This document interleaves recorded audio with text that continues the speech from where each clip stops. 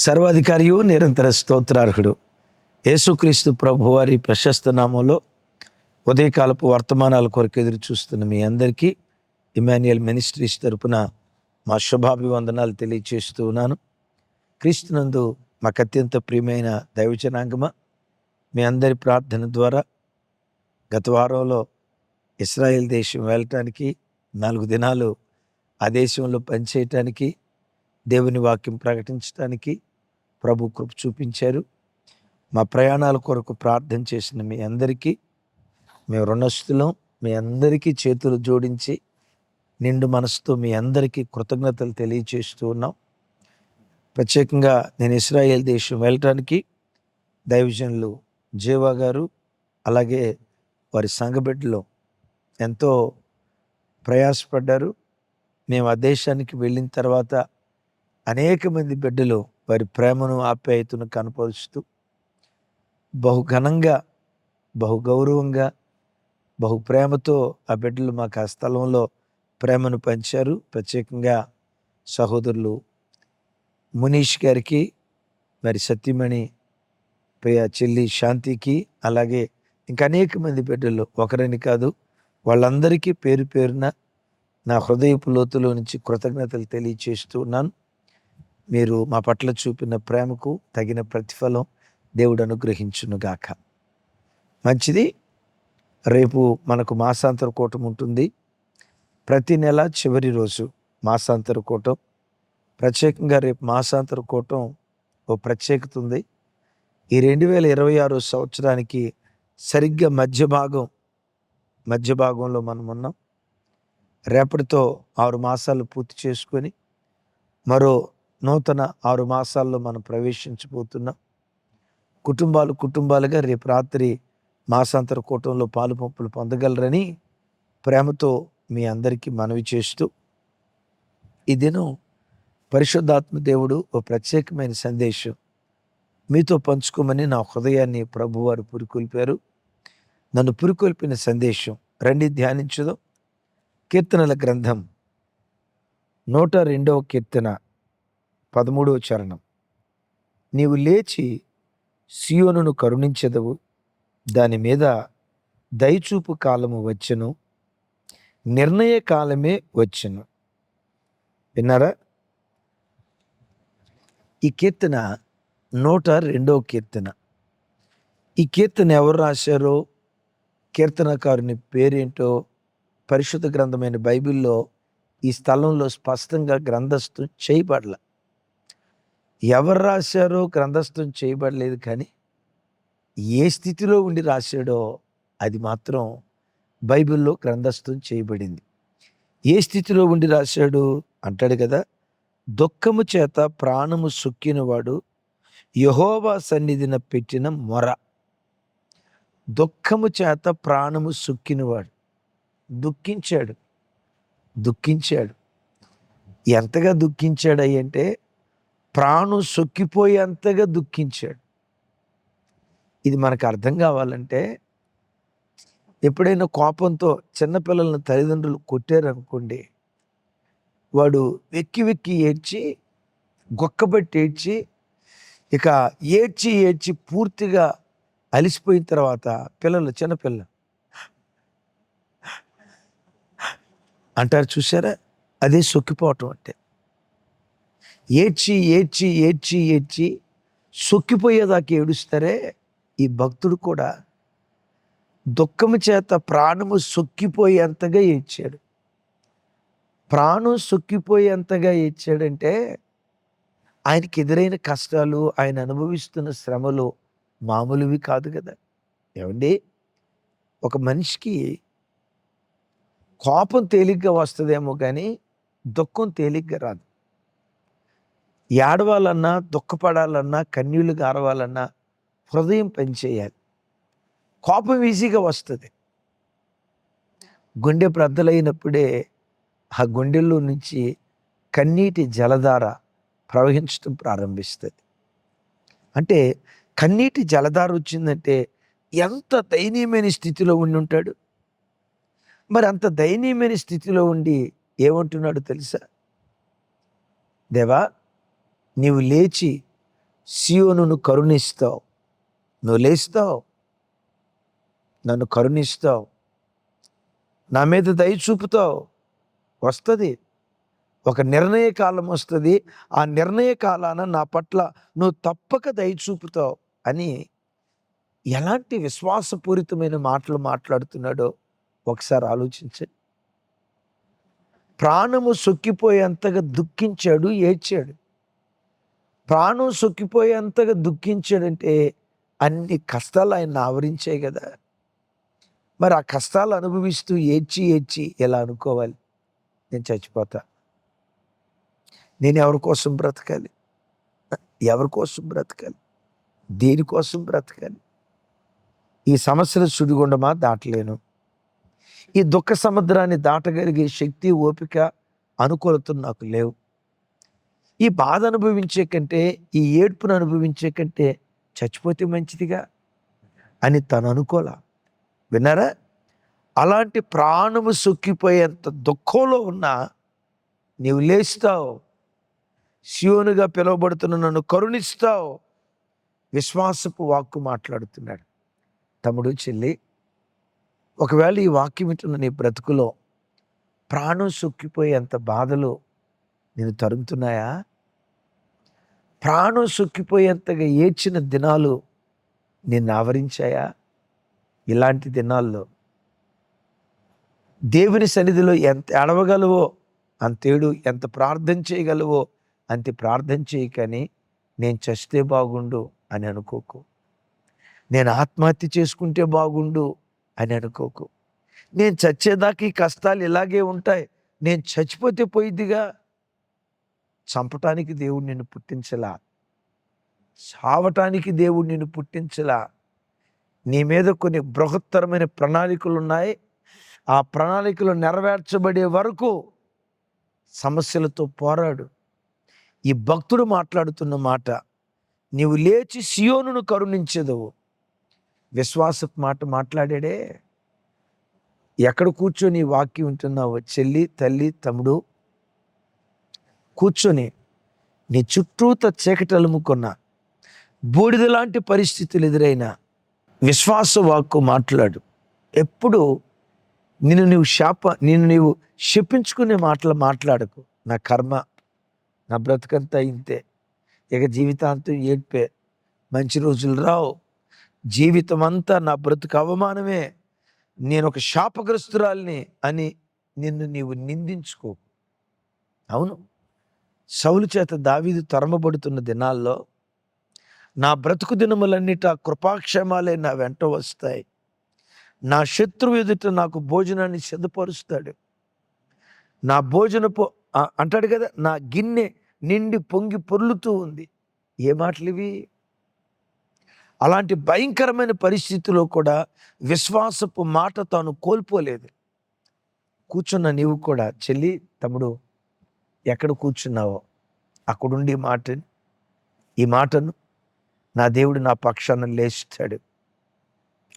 తప్పకుండా దేవుడు నన్ను కరుణిస్తాడు. నా పట్ల దయ చూపే కాలం వస్తుంది. విన్నారా? నిర్ణయ కాలాన తప్పకుండా దేవుడు దయ చూపిస్తాడు. పదే పదే నీ నోటితో ఆ విశ్వాసపు మాట పలుకుతూ ఉండు. నువ్వు పలుకుతూ ఉండగానే నీ పక్షాన దేవుడు లేచునుగాక. 68వ కీర్తన మొదటి 2 చరణాల్లో ఓ చక్కటి అద్భుతమైన మాట కీర్తనకర్త అంటాడు. దేవుడు నీ పక్షాన లేచినట్లుగా విశ్వాస వాక్కు మాట్లాడు. అలా మాట్లాడితే 68:1 అద్భుతం.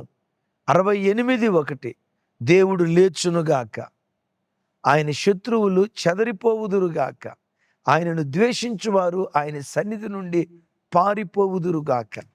విన్నారా? దేవుడు లేచునుగాక.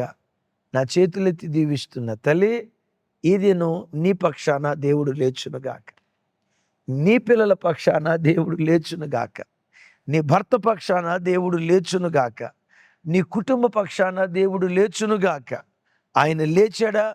శత్రువులు చెదిరిపోతారు, శత్రువులు పారిపోతారు.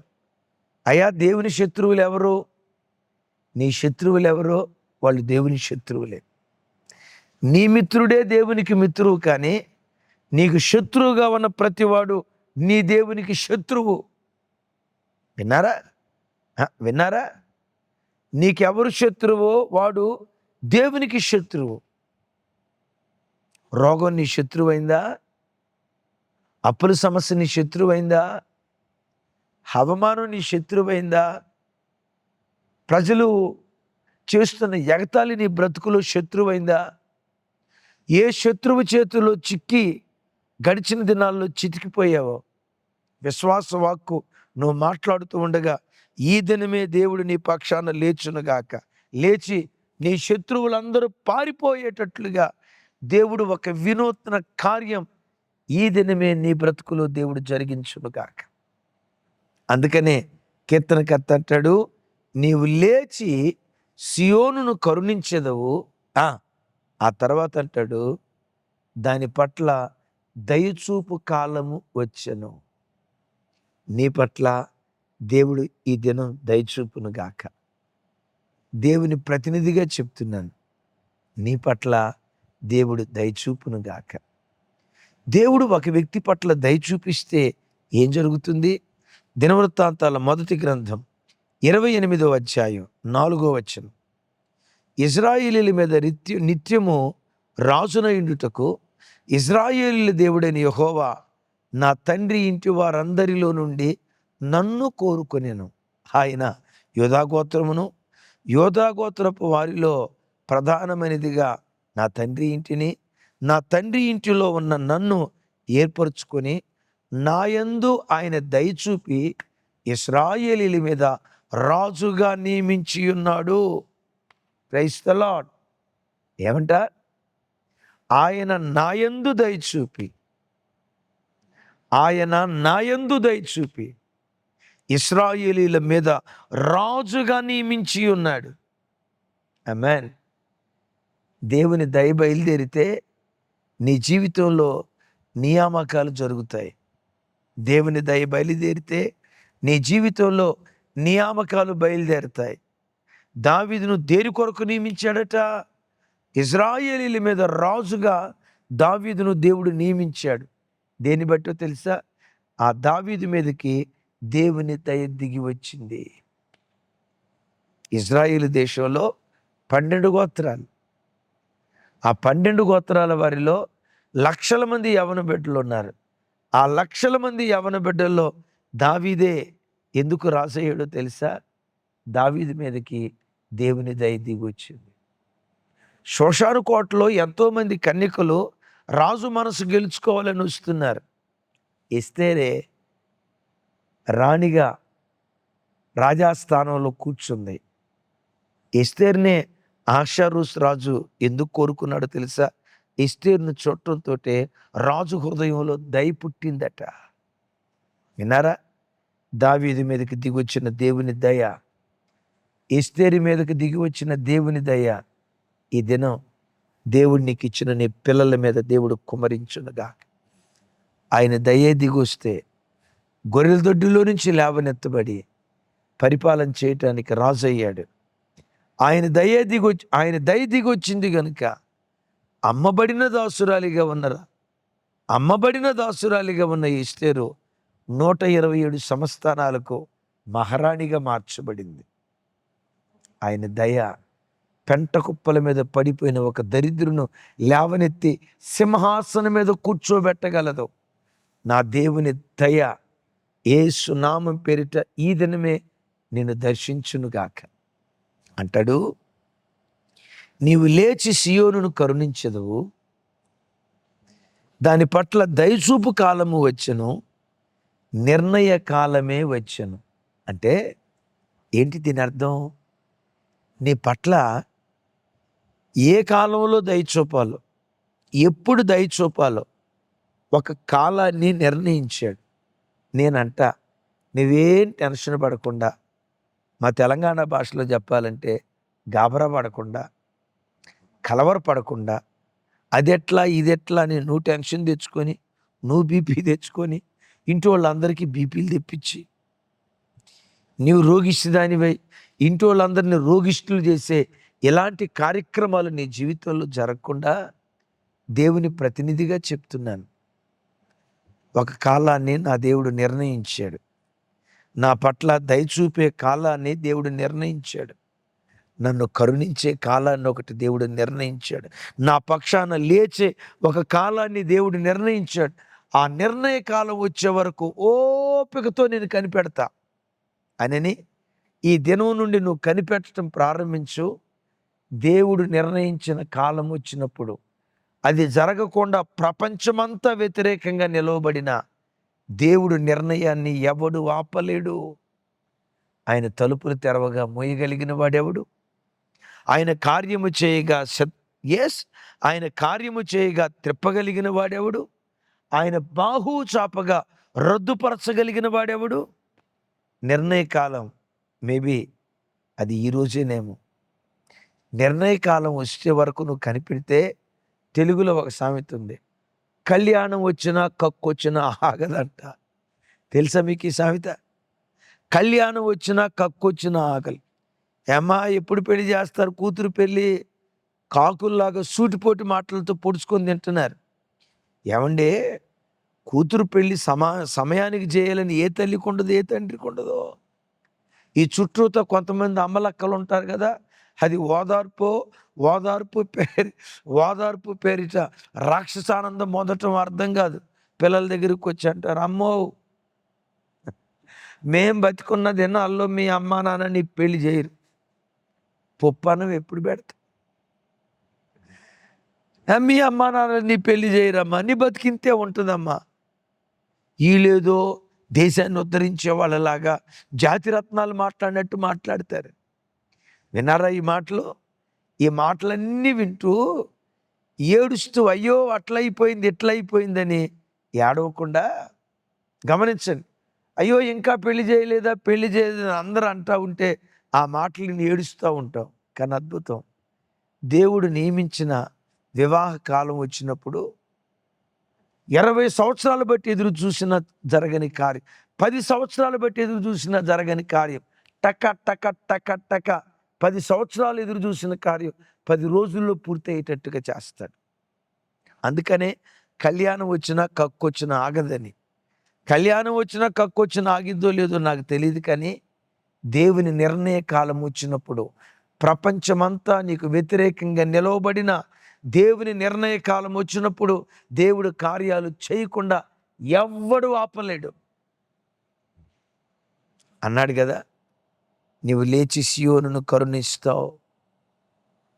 దయ చూపే కాలం వచ్చింది, నిర్ణయ కాలమే వచ్చను అని అంటాడు కదా. 16వ వచనంలో అంటాడు, ఇదే కీర్తన 16వ వచనంలో అంటాడు, ఏలయనగా యెహోవా సియోనును కట్టి ఉన్నాడు, ఆయన తన మహిమతో ప్రత్యక్షమాయెను. పై వచనాల్లోనేమో నువ్వు లేచి సియోను కడతావు, సియోను కరుణిస్తావు అంటాడు. 16వ వచనానికి వచ్చేసరికి యెహోవా సియోనును కట్టి ఉన్నాడు. ఇప్పుడను కూలిపోయిన నా కుటుంబాన్ని దేవుడు కడతాడు. కోల్పోయిన ఉద్యోగాన్ని మరలా తిరిగి తప్పకుండా అనుగ్రహిస్తాడు.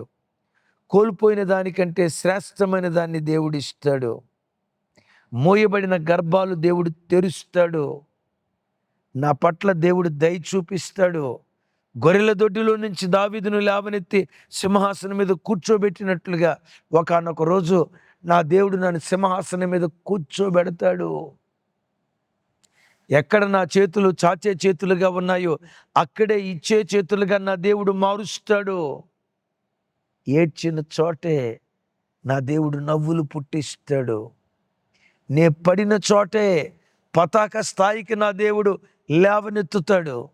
అవమానం పొందిన చోటే, నింద పడిన చోటే రెట్టింపు ఘనత నా దేవుడు నాకు అనుగ్రహిస్తాడు.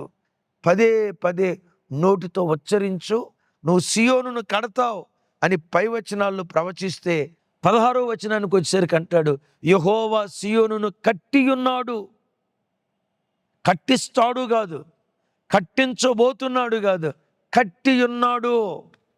నీ జీవితంలో కూడా నువ్వు విశ్వాసంతో మాట్లాడు. ఏది విశ్వాసంతో పలికావో తప్పకుండా దేవుడు దాన్ని జరిగించునుగాక. ఆమేన్. అలా జరిగించున్నట్లుగా ఇంతకాలం ఆలస్యమై ఎదురు చూస్తూ వచ్చిన కార్యాలు ఈ దినమే దేవుడు జరిగించినట్లుగా మీ కొరకు వచ్చిన ప్రార్థన చేస్తాను. ఏకీభవిస్తారా?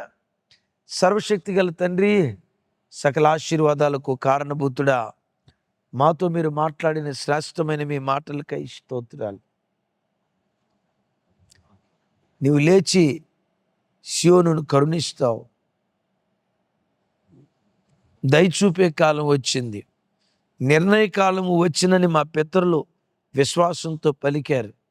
నా చేతులెత్తి ఈ ప్రార్థనలో ఏకీభవిస్తున్న ప్రతి బిడ్డను దీవిస్తూ ఉన్నాను. ఈ బిడ్డల పట్ల మీరు దయ చూపుదురుగాక. ఈ బిడ్డల పట్ల మీ కనికరం చూపుదురుగాక. ఈ బిడ్డల పట్ల మీ కృప చూపుదురుగాక.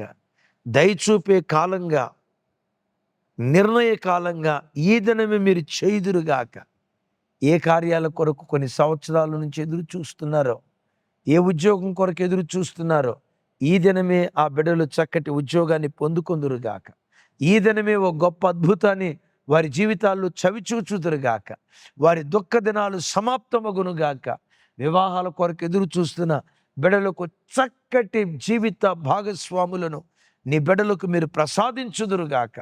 చేతులెత్తి నీ ప్రజలను దీవిస్తూ యేసు నామం పేరిట ప్రార్థించి స్తుతించి పొంది ఉన్నాము తండ్రి.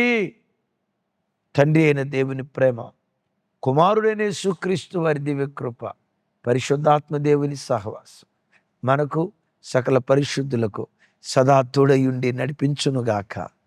ఆమేన్, ఆమేన్, ఆమేన్. Thank you. మీ అందరికీ మరొకసారి మా శుభాలు. ఇజ్రాయెల్ దేశ ప్రయాణం కొరకు ప్రార్థన చేసిన మీ కుటుంబాలన్నిటినీ దేవుడు సమృద్ధిగా దీవించి వర్ధిల్ల చేయునుగాక. మీ పట్ల దయ చూపే కాలం వచ్చునుగాక. అది ఈ దినమే అయ్యుండునుగాక. Thank you.